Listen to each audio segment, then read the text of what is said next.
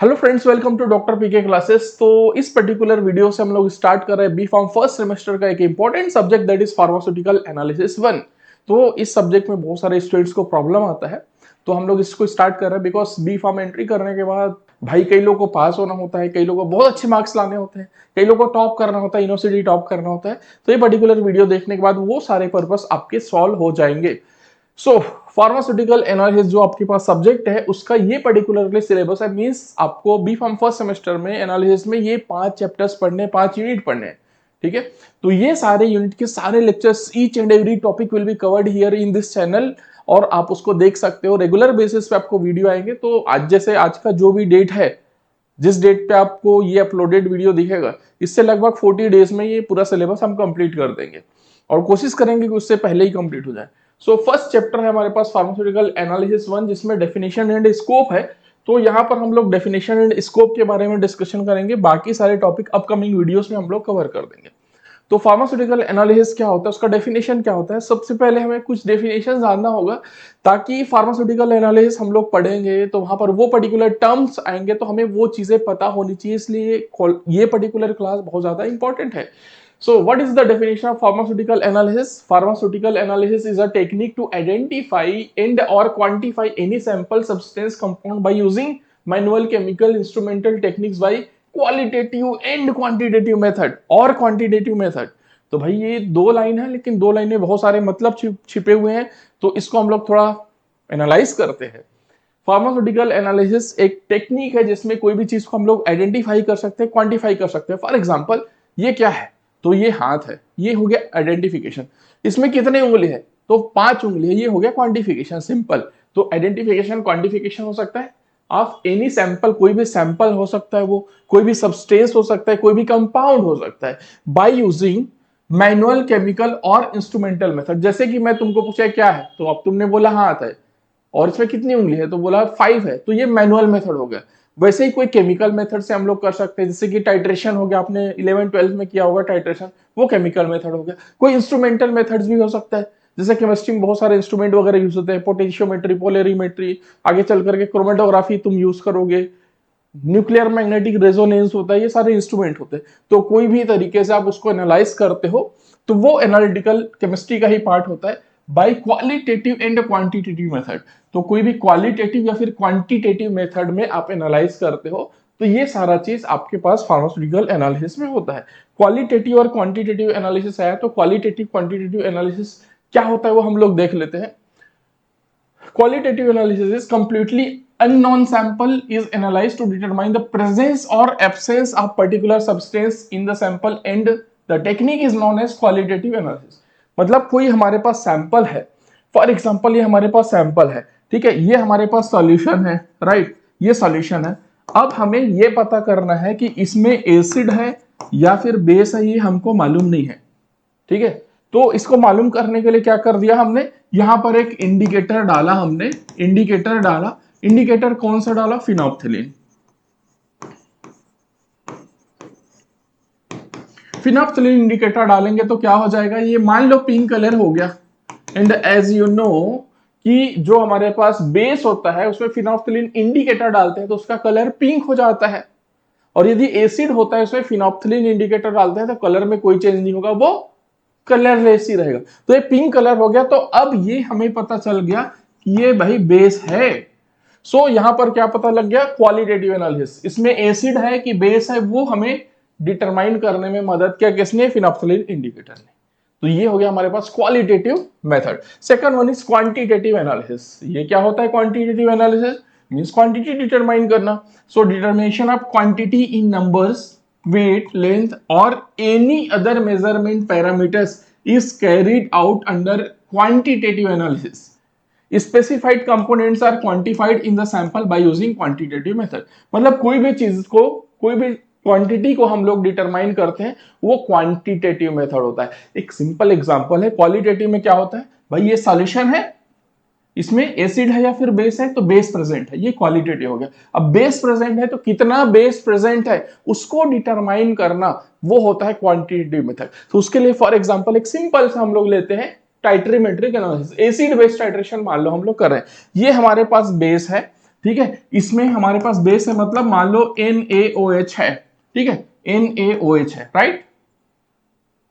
और इसका हमें वॉल्यूम पता है कि मान लो ये 10 ml है। इसमें हमने स्टैंडर्ड सॉल्यूशन लिया हुआ है HCl का, ये 1 नॉर्मल है, ठीक है। अब हम लोग इसको टाइट्रेट करेंगे, तो ये पर्टिकुलर बेस है NaOH है, नॉर्मल कंडीशन में कलरलेस रहेगा।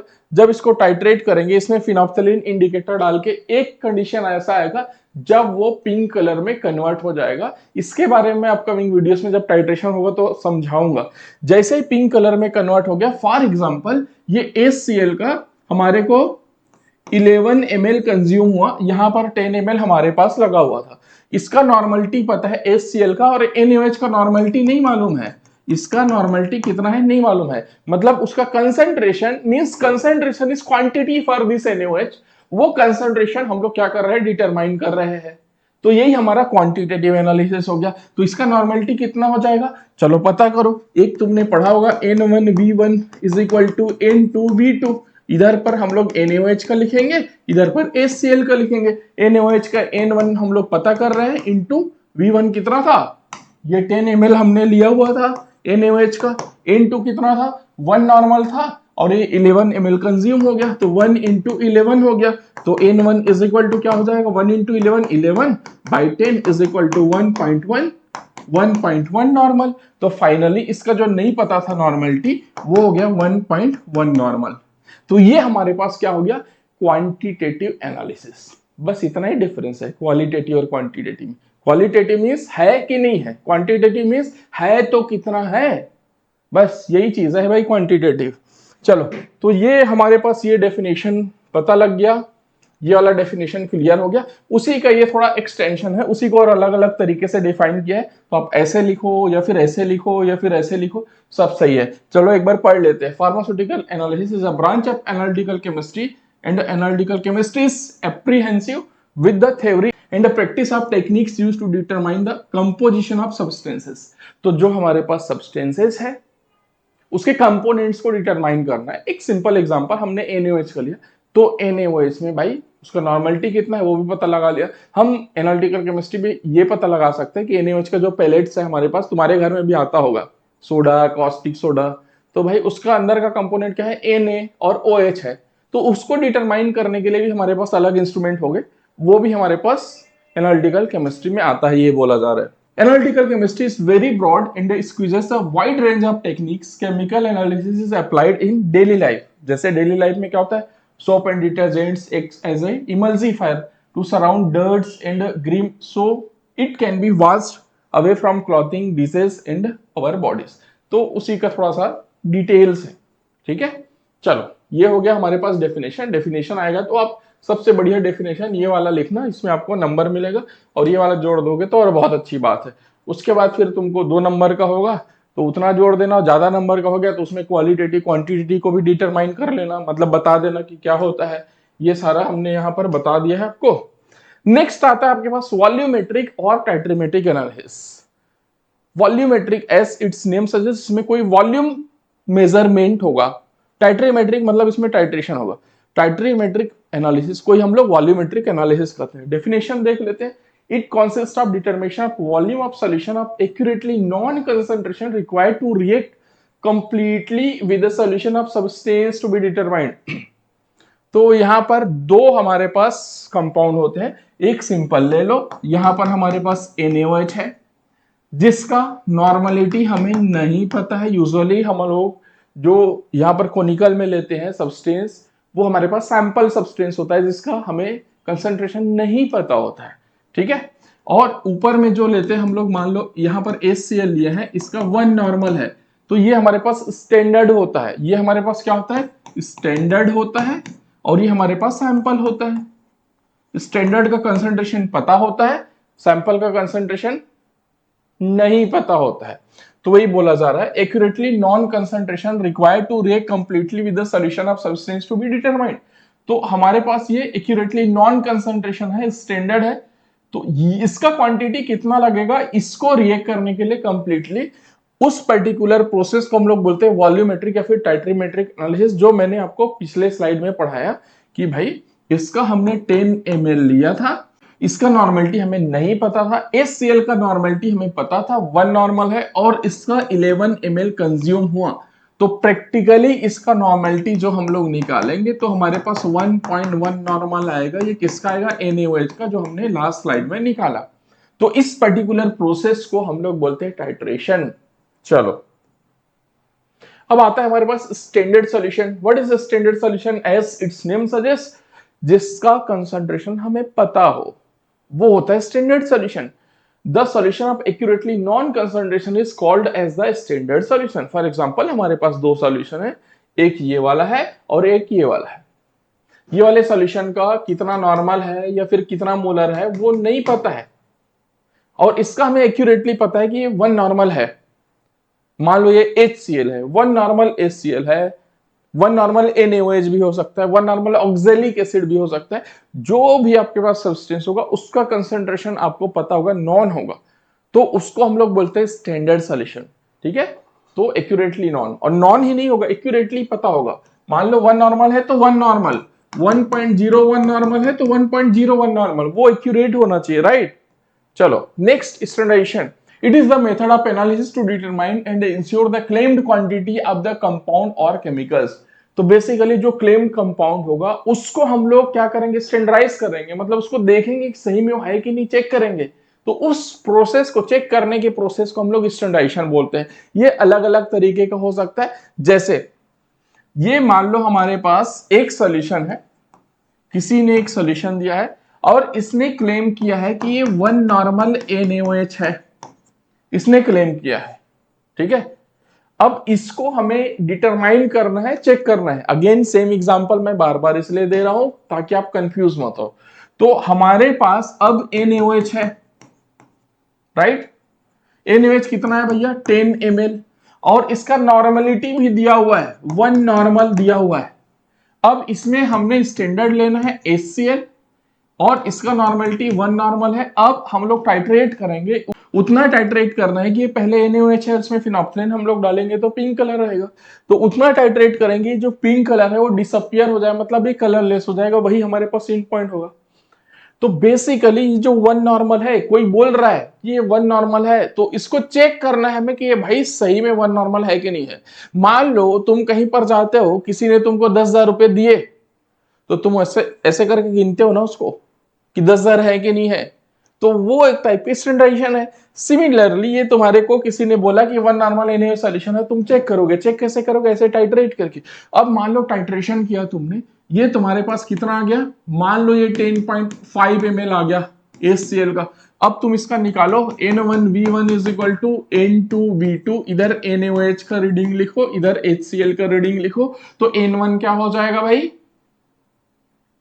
1 नॉर्मल लिखा हुआ है, लेकिन ये तुम चेक कर रहे हो ना, तो N1 को N1 ही लिखो, ये निकालोगे। V1 कितना लिया था तुमने? 10 ml लिया हुआ था। NaOH का तुम्हारे पास नॉर्मलिटी निकालना है, और तुम्हारे को V1 मतलब उसका वॉल्यूम तुमने लिख दिया है, इज इक्वल टू N2 कितना था भैया? 1 नॉर्मल, 1 नॉर्मल इंटू इसका कितना लगा? 10.5 ml।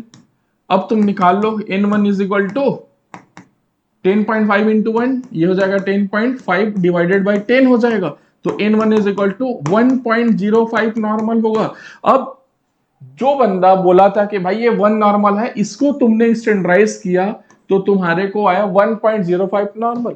वो हो सकता है 1 नॉर्मल भी आ जाए तुम्हारा, हो सकता है 0.95 नॉर्मल भी आ जाए, कुछ भी आ सकता है। तो जो आएगा उसी को तुमको मानना है। और जो ये पर्टिकुलर प्रोसेस है, मतलब जो टाइट्रेशन कर रहे हो, जिसमें तुम स्टैंडर्ड ले रहे हो, टाइट्रेट कर रहे हो, इस पर्टिकुलर प्रोसेस को हम लोग बोलते हैं स्टैंडर्डाइजेशन, राइट। चलो अगला, नेक्स्ट होता है टाइट्रेट या फिर टाइट्रेंड। टाइट्रेट या फिर टाइट्रेंड क्या होता है? The solution of unknown concentration and the substance being titrated is called titrate. मतलब ऐसा सब्सटेंस जिसका कंसंट्रेशन पता नहीं होता है। यहां पर बार बार हम लोग NaOH के एग्जांपल ले रहे हैं और इसमें हमेशा ही लिख रहे हैं कि N is equal to what, इसका कंसंट्रेशन हमें पता नहीं है। ठीक है, तो उसी को हम लोग बोलते हैं टाइट्रेट या फिर टाइट्रेंड, या फिर इसी को हम लोग सैंपल भी कह लेते हैं, जिसका नहीं पता होता है। It is the solution placed in the flask और beaker into which the titrant is gradually added from a burette. तो ये अननोन कंसंट्रेशन होता है, एक हिसाब से अननोन कंसंट्रेशन। अननोन कंसंट्रेशन का सब्सटेंस होता है। इसको यूजुअली हम लोग यहाँ पर फ्लास्क में लेते हैं या फिर नीचे बीकर में लेते हैं, ठीक है। ब्यूरेट में भी ले सकते हैं, उसमें कैलकुलेशन में कोई दिक्कत नहीं आता, बट यूजुअली हम लोग इसको फ्लास्क में लेते हैं। जो अननोन होता है उसको बोलते हैं टाइट्रेंड या फिर टाइट्रेट। अब इसी में डी की जगह टी हो जाता है, टाइट्रेंट। तो वो जो हम लोग HCl ले रहे थे यहाँ पर वन नॉर्मल, जो हम लोग स्टैंडर्ड बोल रहे थे, उसी को बोलते हैं the solution of known concentration is in titration usually added from the burette. तो जो सोल्यूशन जिसका कंसंट्रेशन नॉन होता है, जिसका कंसंट्रेशन हमें पता होता है, उसको बोलता है टाइट्रेंट। एक टी और डी का बस डिफरेंस है। चलो नेक्स्ट आता है हमारे पास इक्विवेलेंस पॉइंट और स्टोइकियोमेट्रिक एंड पॉइंट। तो तुमने एंड पॉइंट सुना है भाई। स्टोइकियोमेट्रिक एंड पॉइंट क्या होता है, देखो, the point at which the reaction between the titrant and titrand is just complete, मतलब सैंपल और स्टैंडर्ड के बीच में जो रिएक्शन है वो जस्ट कंप्लीट होता है, उसको हम लोग बोलते हैं इक्विवेलेंस पॉइंट। और इसी में तुम आगे देखोगे तो एंड पॉइंट आता है, the point at which the reaction between titrant and titrant is showing some changes in terms of colour, pH etcetera during experiment. तो यहां पर दो चीज है, एक ओनली एंड पॉइंट है और एक हमारे पास इक्विवेलेंस पॉइंट या फिर स्टोइकियोमेट्रिक एंड पॉइंट है। तो दोनों में क्या डिफरेंस है देखना, ठीक है। प्रैक्टिकली मान लो तुमने यहां पर NaOH लिया हुआ है, इसका नॉर्मलिटी तुम्हारे पास वन नॉर्मल है, तुमने वन नॉर्मल बनाया और ये 10 ml लिया, राइट, और तुमने यहां पर HCl लिया, इसका भी वन नॉर्मल है, इसका भी तुमने 10 ml लिया। तो प्रैक्टिकली तुम NaOH प्लस HCl का रिएक्शन कराओगे तो ये तुम्हारे को क्या बनाएगा, NaCl प्लस H2O बनेगा, ठीक है। इसका 10 ml है, वन नॉर्मल है, इसका भी 10 ml है, वन नॉर्मल है, ठीक है। तो दोनों आपस में इक्विवेलेंस पॉइंट क्रिएट करेंगे, आपस में क्या करेंगे, इक्विवेलेंस पॉइंट क्रिएट करेंगे। मतलब यहां पर एक दूसरे को न्यूट्रलाइज कर दिया 100%, और सारा का सारा चीज तुम्हारा NaCl में कन्वर्ट हो गया और H2O में कन्वर्ट हो गया। मतलब यहां पर जो रिएक्शन है वो थ्योरेटिकली कंप्लीट हो गया,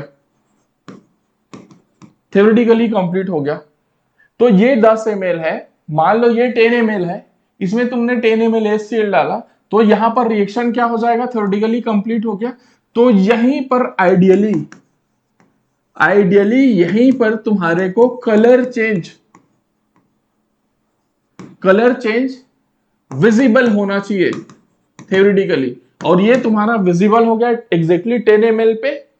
तो ये एग्जैक्टली तुम्हारा 100% थ्योरेटिकल प्लस प्रैक्टिकल चीज मैच कर गया। मतलब इक्विवेलेंस पॉइंट और एंड पॉइंट दोनों सेम हो गया। अब यहां पर एंड पॉइंट क्या आता है, इसको मैं थोड़ा सा इसमें लिख लेता हूं रेड कलर से। एंड पॉइंट क्या होता है, तुमने ये सारा चीज सब कुछ सही सही किया, 10 ml यहां पर डाला, लेकिन तुम्हारे को ये जो फिनोक्सिलिन डालने के बाद ये जो पिंक कलर दिख रहा था वो डिसअपियर नहीं हुआ। डिसअपियर होने के लिए 10 ml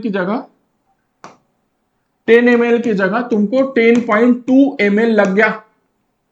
हो सकता है डिसअपियर हुआ, तुमको दिखा नहीं, हो सकता है तुम टाइट्रेट कर रहे थे, वहां पर 2 ड्रॉप एक्स्ट्रा चला गया, तब वो तुमने 10.2 में रोका। वो कुछ भी हो सकता है, वो एरर भी हो सकता है, तुम्हारा मैनुअल एरर भी हो सकता है, इंस्ट्रूमेंट का भी एरर हो सकता है, रिएजेंट की वजह से भी हो सकता है। आना चाहिए 10 ml पे, लेकिन वो 10.2 में आया, या फिर 9.8 में भी आ सकता है। अभी हम लोग 10.2 मान के चलते हैं। तो वहां पर क्या हो जाएगा, एंड पॉइंट तुम्हारा, एंड पॉइंट में तुम्हारे को आ जाएगा वो 10.2 में, ठीक है, 10.2 में एंड पॉइंट आ जाएगा। तो ये प्रैक्टिकली है, प्रैक्टिकली जहां पर तुमको कलर चेंज शो होगा वो तुमने देखा। तो जो प्रैक्टिकल चीज है वो हमारे पास एंड पॉइंट होता है। जो थ्योरेटिकली जो इक्वेशंस हम लोग कैलकुलेट करके निकालते हैं, भैया इसका 10 ml है तो इसका भी 10 ml लगेगा, ठीक है। ये जो हम लोग कैलकुलेट करके निकालते हैं उसको हम लोग बोलते हैं इक्विवेलेंस पॉइंट या फिर स्टोइकियोमेट्रिक एंड पॉइंट। ये बहुत ही क्रिटिकल चीज है, ध्यान से सुनना, ध्यान से समझना, और कुछ इसमें डाउट आएगा तो कमेंट में लिख देना, मैं क्लियर कर दूंगा, ठीक है। चलो, एंड पॉइंट भी हो गया हमारे पास। बेसिकली इक्विवेलेंस पॉइंट हमारा थ्योरेटिकल है, एंड पॉइंट प्रैक्टिकली है। ठीक है, फिर आता है हमारे पास इंडिकेटर। इंडिकेटर क्या होता है भाई? मतलब कोई बंदा ऐसे है, उसको कोई आकर के खींच के झापड़ लगा दे तो क्या होगा? जोर से चिल्लाएगा, उसको गाली भी दे देगा, उसको हो सकता है झापड़ लगा दे, कुछ भी कर सकता है। मतलब ऐसे दो बंदों के बीच में होगा तो दूर में जो खड़ा बंदा उसको पता जरूर लग जाएगा किसी ने किसी को झापड़ मारा है। ठीक है, झापड़ मारा तो एक तो जोर से आवाज आएगी, वो एक इंडिकेटर हो सकता है। सामने वाला जोर से गाली बक देगा, वो भी एक इंडिकेटर हो सकता है। या तो फिर सामने वाला, उसका जो अपोजिट डायरेक्शन है उसमें दो की जगह 10 झापड़ लगा दे, दनादन पीट दे, वो भी एक इंडिकेटर हो सकता है। ठीक है, तो इंडिकेटर मतलब पता चलना, दुनिया को पता चल जाना। तो सिमिलरली अभी तक जो हम लोग बात कर रहे थे कि भाई हमारे पास ये सॉल्यूशन है, मान लो ये हमारे पास सॉल्यूशन है, ये NaOH का सॉल्यूशन है। ठीक है, NaOH का सॉल्यूशन है। अब इसमें हमने इंडिकेटर डाला हुआ है फिनोप्थिलीन, ऊपर से हम लोग टाइट्रेट कर रहे हैं HCl से। जब टाइट्रेट किया हमने HCl से, तो ये जो हमारे पास पिंक कलर था वो कन्वर्ट हो गया कलरलेस में। ये पहले हमारे पास पिंक कलर था, अब हो गया ये कलरलेस। ठीक है, तो कलरलेस हो गया, तो पिंक कलर से कलरलेस होने पर वो हमें क्लियरली विजिबल हो जाएगा कि भाई इसमें कलर चेंज हुआ है। इसका मतलब जो बेसिक इन्वायरमेंट है वो एसिडिक इन्वायरमेंट हो गया, मतलब इक्विवेलेंस पॉइंट हमारा आ गया है। तो indicator is in auxiliary substance, मतलब बाहर से उसको हम लोग ऐड करते हैं, फिनोप्थिलीन को इन सॉल्यूशन में ऐड करते हैं, which shows clear viral change after the reaction between titrates and titrate is particularly complete। जो हमारे पास दोनों सैंपल और हमारे पास स्टैंडर्ड है, दोनों के बीच में रिएक्शन कंप्लीट हो गया, उसको प्रैक्टिकली एंड पॉइंट दिखाने का काम किसका होता है? इंडिकेटर का काम होता है। नेक्स्ट आता है हमारे पास titration errors. So in practice usually there is very small difference between theoretical end point and actual end point. Usually this is across, this is called titration error. जो मैंने तुमको बताया यहां पर कि भाई यहां पर 10.2 आया और आना चाहिए इसको 10 ml, यहां पर ये 10 ml आना चाहिए, थ्योरेटिकली 10 ml आना चाहिए। तो इसके बीच का जो डिफरेंस है, इसके बीच का जो डिफरेंस है 10.2 और 10.0, तो 0.2 ml का जो डिफरेंस है इसी को हम लोग टाइट्रेशन एरर कहते हैं। ठीक है, ये ऐसा भी हो सकता है, ये तुम्हारे पास 10 ml आना था, ये तुम्हारे पास 9.9 भी आ सकता है, तो ये 0.1 ml का डिफरेंस आ सकता है, कुछ भी हो सकता है, कम भी हो सकता है, ज्यादा भी हो सकता है। तो जो भी डिफरेंस आता है उसी को हम लोग बोलते हैं एरर ड्यूरिंग टाइट्रीमेट्रिक एनालिसिस। चलो, अब आता है हमारे पास ट्रू वैल्यू। तो ट्रू वैल्यू क्या होता है? एक्चुअल और correct value is known as true value. True values are known only when we count objects और when a quantity is assigned a particular value. In other case the true value of quantity is never known. तो true value हमें तभी पता लग सकता है जब उसका क्वांटिटी जो है ना, हम लोग काउंट कर सकते हैं, काउंटेबल थिंग्स का ही ट्रू वैल्यू हो सकता है। ठीक है, जिसको हम लोग काउंट कर सकते हैं, जैसे कोई वेट हो गया। मान लो हमारे पास ये बीकर है, ठीक है, बीकर में हमारे पास ये लिक्विड भरा हुआ है, इसका वेट फॉर एग्जांपल, ये लिक्विड का वेट फॉर एग्जांपल हमारे पास 100 ग्राम है, ऐसा बोल रहे हैं। लेकिन 100 के डेसिमल में तुम लोग इसको फोर्थ डेसिमल तक, तो 100.0000 ग्राम होना चाहिए। लेकिन इसको तुम 10 बार अलग अलग तरीके से, मतलब अलग अलग नहीं, सेम तरीके से उसी को तुम डेसिमल के फोर्थ प्लेस तक वे करोगे तो हमेशा 10.0000 नहीं आएगा, कभी सॉरी 100.0002 आ जाएगा, कभी 100.0001 आ जाएगा, लेकिन हर बार ये 100.0000 नहीं आएगा। Every time it should be same, then it is true value. ठीक है, एक्चुअल वैल्यू, ट्रू वैल्यू। लेकिन हर बार एग्जैक्टली सेम नहीं आता, तो वो ट्रू वैल्यू नहीं होता। और एनालिटिकल केमिस्ट्री में बहुत ही ऐसा रेयर होता है कि वहां पर ट्रू वैल्यू हो। तो वहां पर क्या होता है? स्टैंडर्ड वैल्यू, जिसके बारे में अगले स्लाइड में पढ़ेंगे। ट्रू वैल्यू क्या होता है? फॉर एग्जांपल ये हमारे पास एक हेक्सागोन है, तो इसमें कितने कॉर्नर्स हैं वो तुमको बोला जाए तो क्या हो जाएगा? 1 2 3 4 5 6, ये कोई भी गिनेगा तो 6 ही आएगा। तो ये हमारे पास ट्रू वैल्यू हो गया। ठीक है, चलो, अब आता है हमारे पास स्टैंडर्ड वैल्यू। स्टैंडर्ड वैल्यूज क्या होता है? ये रिप्रेजेंटेटिव वैल्यूज होता है based on the experience record of the process. तो कोई भी बंदा, मतलब कोई भी साइंटिस्ट या फिर हमारे पास कोई ऑथोरिटी होती है, वो एक्सपेरिमेंट परफॉर्म करती है आइडियल कंडीशन में, उसके बेसिस पे एक स्टैंडर्ड सेट करती है। If an expert using a suitable method and a good quality apparatus carefully determine the percentage value, then it is called a standard value. तो जो हमारे पास गुड क्वालिटी का इंस्ट्रूमेंट यूज करके कोई भी ऑथराइज पर्सन एक स्टैंडर्ड सेट करता है, उसको हम लोग स्टैंडर्ड वैल्यू कहते हैं। सिंपल एग्जांपल है, पैरासीटामोल सुने हो तुम लोग, डोलो, क्रोसिन सब खाते होंगे, उसमें पैरासीटामोल होता है जिससे बुखार ठीक होता है। एसिटामिनोफेन उसको कहते हैं, ये उसका स्ट्रक्चर है। तो ये हमारे पास आईपी का है स्टैंडर्ड, मतलब इंडियन फार्माकोपिया का। पैरासीटामोल जब हम बनाते हैं, जब हम लोग यूज करते हैं, तो उसका ऑफिशियल स्टैंडर्ड क्या है? Paracetamol contains not less than 99% and not more than 101% of CH9NO2 calculated on the dried basis. तो पैरासीटामोल को जो हम लोग ड्राइड बेसिस में कैलकुलेट करते हैं, मतलब उसका ऐसे करते हैं, तो जो स्टैंडर्ड पैरामीटर है 99 से कम नहीं होना चाहिए, 101% से ज्यादा नहीं आना चाहिए उसका वैल्यू। ये स्टैंडर्ड वैल्यू दिया है किसने? इंडियन फार्माकोपिया में।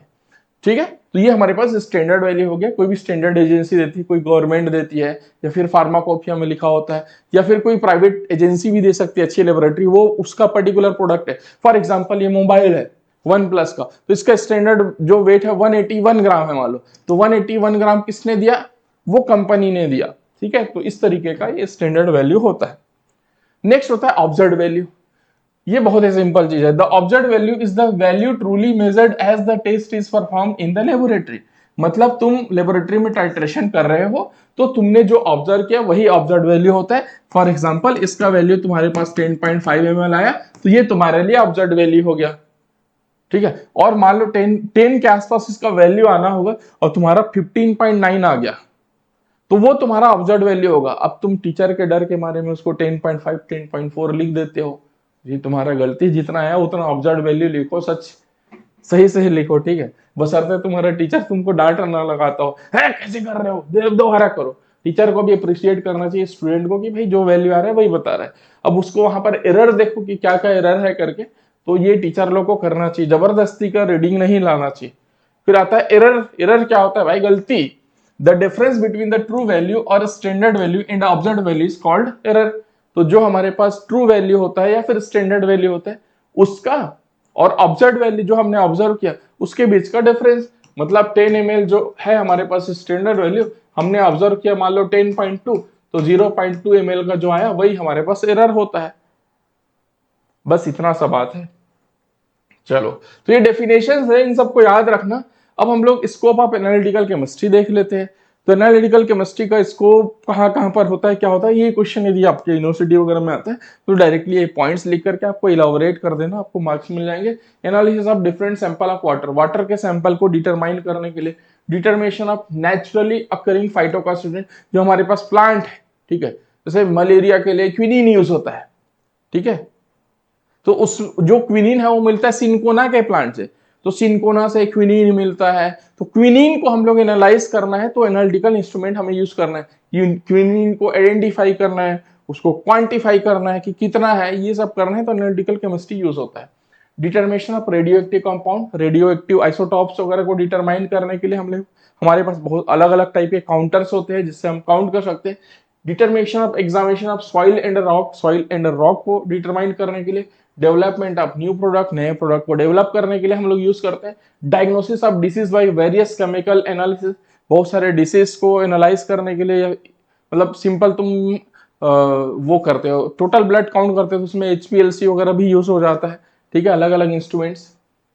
एग्जामिनेशन ऑफ रॉ मटेरियल, बहुत सारे रॉ मटेरियल है, जैसे कि पैरासीटामोल का टेबलेट बन रहा है, उसका API है, फिर उसमें जो भी तुम्हारे पास एक्टिव फार्मास्यूटिकल इंग्रेडिएंट के अलावा जो एडिटिव्स होते हैं, जो एक्सिपिएंट होते हैं, इनको एनालाइज करना है, तो अलग अलग एनालिटिकल इंस्ट्रूमेंट यूज होते हैं। Examination of various drug product, बहुत सारे जो ड्रग प्रोडक्ट होते हैं तुम्हारे मार्केट में, बहुत सारे टेबलेट, कैप्सूल, और तुम्हारे पास लिनीमेंट, उसका सीरप वीरप जो भी होता है, उसको एनालाइज करने के लिए अलग अलग एनालिटिकल इंस्ट्रूमेंट यूज होता है। Qualitative and quantitative analysis of various sample, अलग अलग सैंपल का क्वालिटेटिव और क्वांटिटेटिव एनालिसिस के लिए हम लोग यूज करते हैं। उसी का ये है, रॉ मटेरियल के लिए, ड्रग प्रोडक्ट के लिए, पॉल्यूशन के लिए, रेडियो एक्टिव कंपाउंड के लिए, बायोकेमिकल एनालिसिस के लिए, ब्लड निकाल करके एनालाइज करते हैं, वाटर सैंपल के लिए, सॉइल और रॉक के लिए, उसमें कितना एलिमेंट्स वगैरह है, कोई भी नया प्रोडक्ट, नया दवाई है, उसका डेवलपमेंट के लिए करते हैं हम लोग यूज। फाइटोकॉन्स्टिट्यूएंट प्लांट से लेकर के मेडिसिन वगैरह बनाते हैं, उसमें क्या मिल रहा है नहीं मिल रहा है ये देखो यहाँ पर देखा जा रहा है, तो इन सब में यूज होता है। अब इस क्लास को आपने बहुत अच्छे से देख लिया, तो आप मैं सजेस्ट करूंगा कि आप खुद से अपने कॉपी में नोट्स बनाओ, और इसका नोट्स आप डाउनलोड करना चाहते हो जो मैंने यहाँ पर पढ़ाया है तो इसका लिंक डिस्क्रिप्शन में पिन कमेंट है, इसमें क्लिक करना, डायरेक्टली इस कोर्स में लेकर के चला जाएगा। उस कोर्स को ज्वाइन करते ही आप वहां से नोट्स डाउनलोड कर सकते हो, या फिर इसको स्कैन करना तो डायरेक्टली उसी कोर्स में आपको लेकर के चला जाएगा। और आपका जो भी फीडबैक है इस पर्टिकुलर वीडियो के कमेंट में देना। अभी आपको इस टॉपिक से रिलेवेंट कोई भी डाउट्स आ रहा है तो आप drpkclasses.com में जाइएगा, इसका जो लिंक है इस वीडियो के डिस्क्रिप्शन में है, और यहाँ पर कॉन्टेक्ट इसमें जो व्हाट्सएप का आइकन है यहाँ पर क्लिक करके आप डायरेक्टली मेरे को मैसेज कर सकते हैं, आपके डाउट्स पूछ सकते हैं। सेम थिंग आप कर सकते हैं डॉक्टर पीके क्लासेस ऐप पे, वहां पर भी चैट विद अस का ऑप्शन आता है, वहां पर से आप डायरेक्टली मेरे से कनेक्ट कर सकते हैं, और जो भी आपका डाउट्स है वो आपको हम लोग क्लियर करने की कोशिश करेंगे। Thank you so much.